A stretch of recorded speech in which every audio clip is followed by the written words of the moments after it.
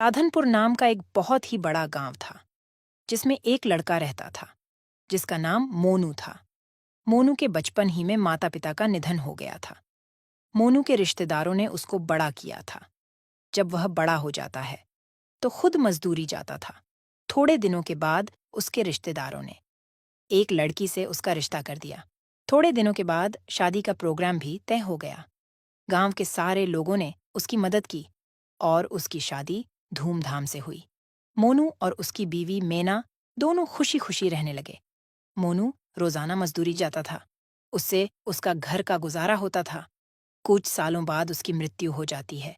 उसकी एक लड़की और एक लड़का था। लड़की 12 साल की थी और लड़का 8 साल का था। लड़की 7वीं कक्षा में पढ़ती थी जबकि लड़का तीसरी कक्षा में पढ़ता था। मोनू के मर जाने के बाद कोई कमाने वाला ना रहा। उसके बाद मीना खुद दूसरों के घर झाड़ू पोछा मारती और उन पैसे से अपना घर चलाती थी। एक दिन सुबह जब उसकी बेटी और उसका बेटा स्कूल जाने लगे तभी उसकी लड़की कहने लगी, मम्मी, आज तो टीचर ने बोला था फीस लेकर आना। अरे बेटी, पैसे नहीं हैं। चल, मैं आज मालिकन के पास से लेकर आऊंगी। मम्मी मुझे 10 रुपए दे दो, मुझे आइसक्रीम खानी है। बेटा अभी नहीं है, शाम को तुझे दूंगी। बेटा और बेटी दोनों स्कूल चले जाते हैं और मेना भी झाड़ू पोछा के लिए मालिकन के घर चली जाती है। झाड़ू पोछा कर लेती है तो मालिकन से पैसे मांगती है।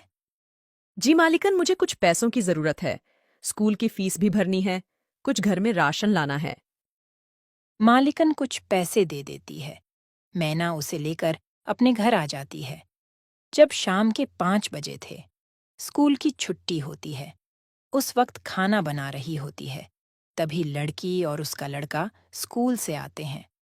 लड़की अपने मम्मी से कहती है, मम्मी, आपको पैसे मिले आंटी से। मुझे कल स्कूल में फीस जमा करवानी है। हाँ बेटी, मैं पैसे लेकर आई हूँ। कल मैं जमा करवा दूंगी। मम्मी मुझे पैसे दो, आइसक्रीम खानी है। ले बेटा। तभी मैना पैसों का हिसाब लगाती है।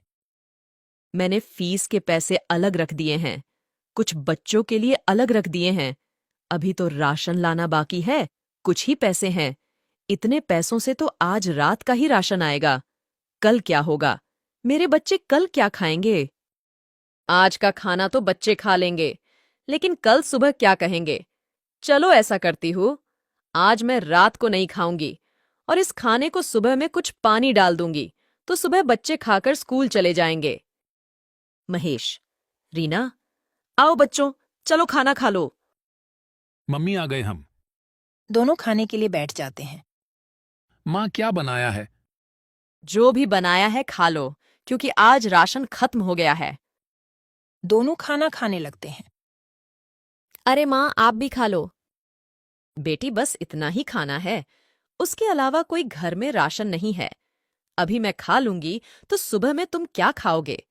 और कहीं काम भी नहीं मिलता है, फिर पैसे मैं कहाँ से लाऊंगी? अरे मम्मी, ऐसे आप निराश ना हो। मेरे जहन में एक आइडिया है। मम्मी, आप समोसे बहुत अच्छे बनाती हो ना?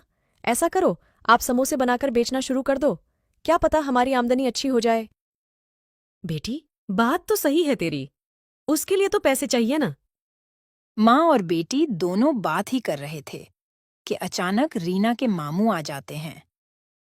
दीदी, पैसों की चिंता ना करें, मेरे पास से तुम पैसे ले जाओ और अपना कारोबार शुरू कर दो।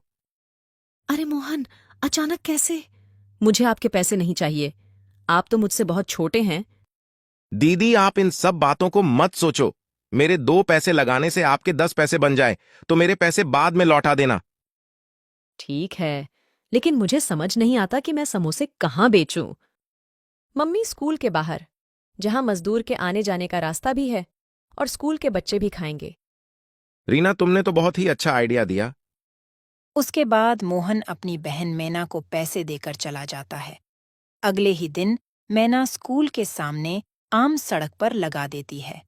वहां पर समोसे खाने के लिए मजदूर और बच्चों की भीड़ लग जाती है। आंटी, समोसे की खुशबू तो बहुत ही अच्छी आ रही है। मुझे भी समोसे की प्लेट दो ना। हाँ, ले बहन। अरे वह, तुम्हारे समोसे तो बहुत स्वादिष्ट है। ऐसा समोसा तो कभी नहीं खाया। एक प्लेट और दे दो। मैना उसको दूसरी प्लेट भी देती है। पहले ही दिन मैना के हाथ के समोसे खाकर लोगों की भीड़ लग जाती है। रात होते होते सारे समोसे बिक जाते हैं। ऐसे ही चलता रहा। आहिस्ता आहिस्ता मैना के समोसे मशहूर हो जाते हैं। दूर दूर से लोग समोसा खाने के लिए मैना के थैले के पास आते थे और मैना के घर की हालत भी अच्छी हो जाती है। रीना भी छुट्टी के बाद अपनी मम्मी के हाथ बटाती थी। एक रात मैना अपने घर पर पैसे गिन रही थी। तभी कहने लगी, मुझे हैरानी होती है। एक दिन मैं 1,000 रुपये लगाकर शुरू किया था। आज दिन के 15,000 दिन के कमाती हूँ। मैं अपने भाई को डबल पैसे वापस दूंगी और इन पैसों से अपने बच्चों का भविष्य बनाऊंगी। अगले दिन फिर समोसे लेकर बेचने निकल जाती है। शाम होते होते सारे समोसे बिक जाते हैं। तभी रीना कहती है, मम्मी आज भी बहुत बिक्री हुई है। इन पैसों को क्या करोगे? तभी वह दोनों रोड पर से बातें करते हुए घर की तरफ जा रहे थे। तभी एक तेज रफ्तार ट्रक आ रहा था, जिसने उन दोनों को कुचल डाला। उसी वक्त वह दोनों दम तोड़ देते हैं। अधूरी इच्छा होने की वजह से वो दोनों चुड़ैल बन जाते हैं। अरे मेरे महेश का क्या होगा? अभी तो बहुत छोटा है। उसकी देखभाल कौन करेगा? अम्मी अब हमारा घर कैसे चलेगा? हमें कुछ करना पड़ेगा। बेटी, घबराने की जरूरत नहीं है। हम दोनों अपनी इंसानी शक्ल का रूप ले लेंगे और हम समोसे बेचते रहेंगे। इस तरह वह दोनों अपने इंसानी रूप ले लेते हैं और अपने घर चले जाते हैं। मम्मी इतनी देर क्यों हो गई? कब से मैं आपका इंतजार कर रहा था। मुझे तो डर लग रहा था। तभी मम्मी महेश को अपने गले से लगा लेती है। अगले दिन सुबह दोनों माँ बेटी इंसानी रूप में समोसे की लारी लेकर निकल जाती है।